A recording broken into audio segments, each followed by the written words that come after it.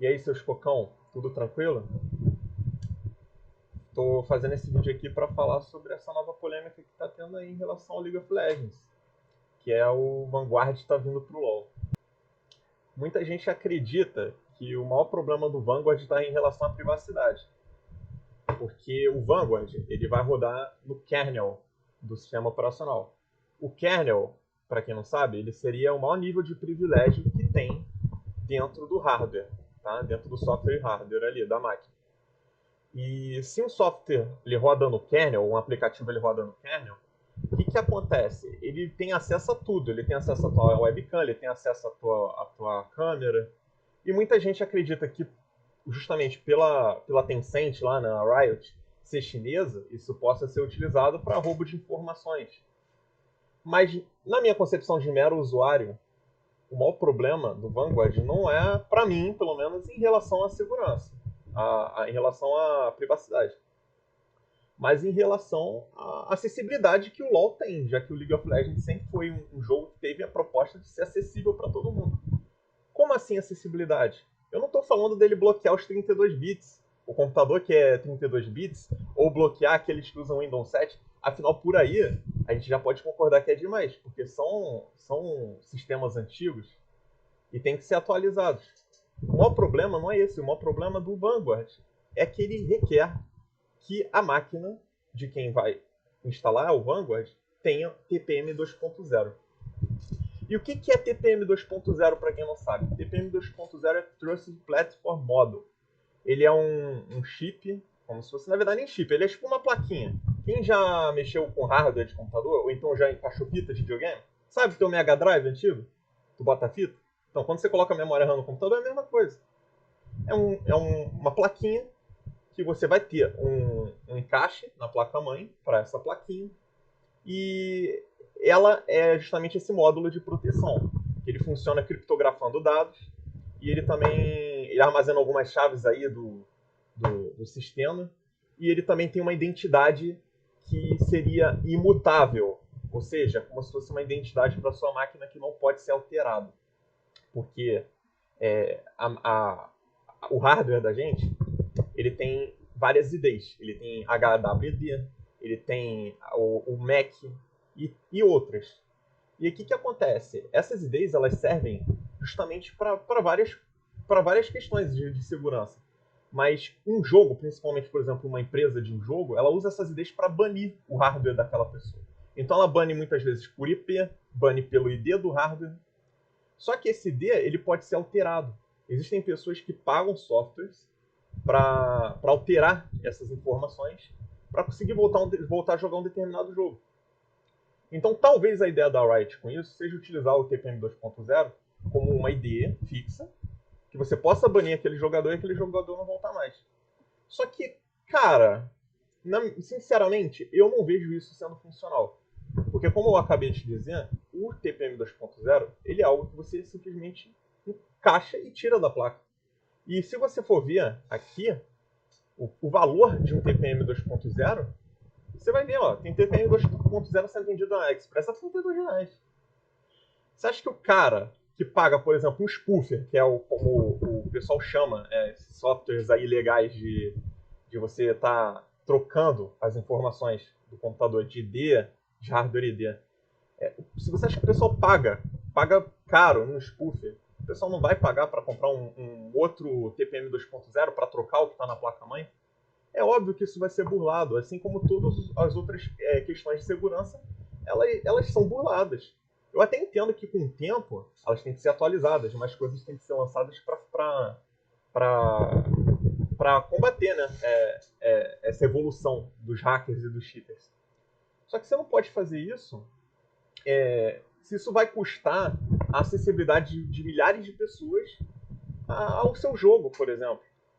Porque o que acontece? O TPM 2.0 ele foi lançado pela Microsoft junto do Windows 11. O Windows 11 ele foi lançado pedindo um requisito, e esse requisito era o TPM 2.0.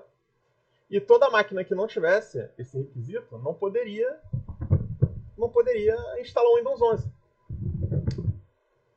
E existem processadores que são processadores de workstation, né? São processadores de servidor. E esses processadores, eles na época eles eram utilizados em servidores. Servidores eles precisavam atualizar esses processadores e não tinham mais o que fazer com eles.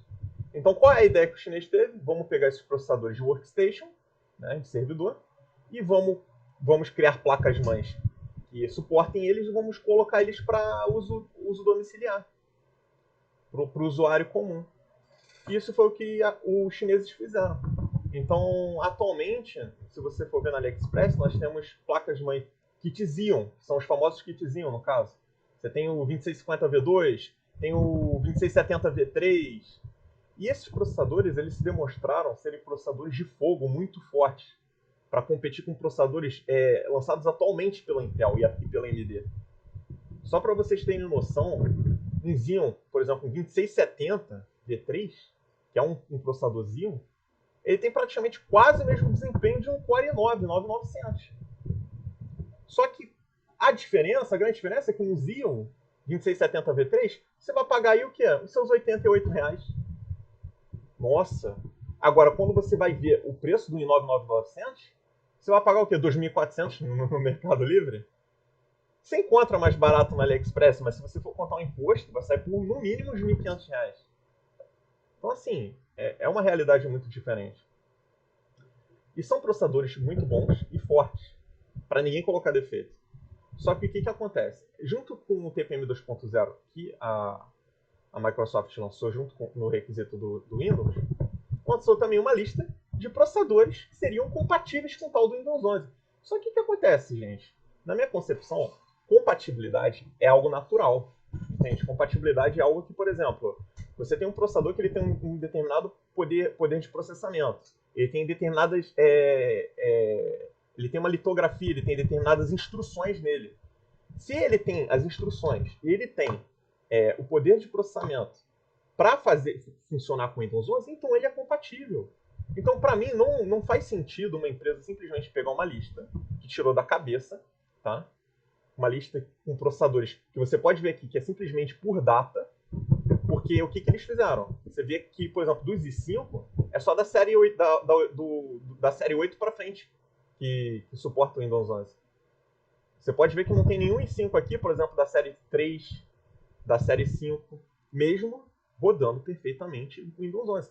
Mesmo podendo abrir dois Windows 11, o processador vai suportar tranquilo, sem nenhum problema.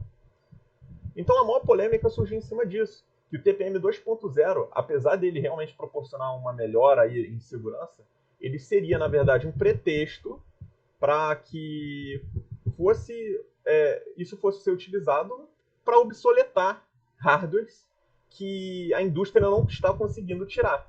Porque são hardwares que, apesar de ter passado o tempo, eles continuam rodando bem os aplicativos atuais, continuam rodando bem os jogos atuais. Isso realmente tem uma lógica forte. Porque o TPM 2.0 ele podia ter sido feito para uma plataforma da PCI, por exemplo. PCI, quem não sabe, é um slot de entrada do hardware, da placa-mãe. Por que eles não fizeram o TPM 2.0 para PCI? Entendeu? Que era só você encaixar o módulo do TPM na PCI e acabou. A maior parte das placas-mães tem uma entrada PCI. Mas não, eles fizeram um módulo específico que somente placas-mães mais recentes teriam. E quando eu falo de placas-mães recentes, eu não estou falando assim de tipo assim, coisa muito antiga, não. Eu estou falando assim, por exemplo, existem placas B450, AM4, tá? Com um Ryzen 5 5700, que não tem suporte para TPM 2.0. E aí você para pensar, não existe uma empresa na indústria de jogos que tenha aceitado a ideia de colocar o TPM 2.0 como requisito para o seu jogo. A não ser a grandíssima Riot Games. Eu não sei por que eles estão fazendo isso.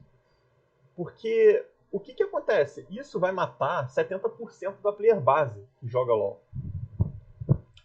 E aqui no anúncio do Mirage of Penguins, né, que é o dev que fez essa matéria aqui no League of Legends, do site do League of Legends. Ele diz que isso aqui seria uma solução definitiva pelo fato de estar pegando uma ID fixa. Né? Como eu disse, que eu acredito que isso não vai rolar, não vai colar. Mas tudo bem, o maior problema nisso tudo é justamente o que é. Os Xeons, todo mundo que tem um Xeon, por exemplo, a maior parte das placas chinesas não tem suporte a TPM 2.0. Então, se você comprar uma M4 para o teu Ryzen da China, provavelmente não vai ter TPM 2.0. A não ser que ela tenha sido vendida, mas ela já é de uma marca. Por exemplo, sei lá, uma Gigabyte, ou... Não, Gigabyte não. Uma AMD, uma Asus. Porque se for uma placa feita pela indústria chinesa, dificilmente vai ter suporte para TPM 2.0. E aí é que tá. E todas as pessoas que têm processadores Xeon, eles dizem que essas mudanças são para tirar os computadores antigos, né? Aqueles mais ultrapassados. Dá a ideia de que é justamente algo que realmente já está obsoleto. Mas não. Cara, eu rodo BF5 aqui, eu tenho. Olha só. Meu setup tem uma RX 5700. Eu tenho 16 GB de RAM, eu tenho 2650V2. Esse é o meu setup. Eu tenho um Xeon 2650V2. Eu rodo BF5 no Ultra, mas não vou poder rodar LoLzinho, né, cara? Porque o LoLzinho vai ficar de TPM.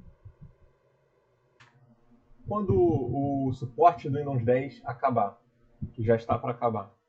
E aí, o que essas pessoas que têm esses setups com Xeon, com 2670V3, processadores que ainda têm potencial para rodar jogos que ainda vão ser lançados, o que essas pessoas vão fazer em relação ao League of Legends?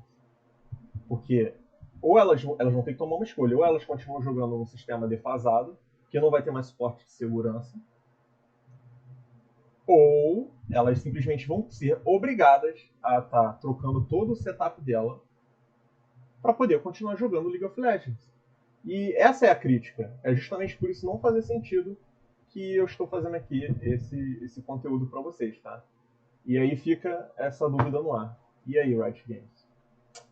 Você vai abrir mão da maior parcela dos jogadores? Da maior parcela dos seus clientes? Pois é, né? Então é isso. Ficamos para a próxima aí. Valeu, pessoal.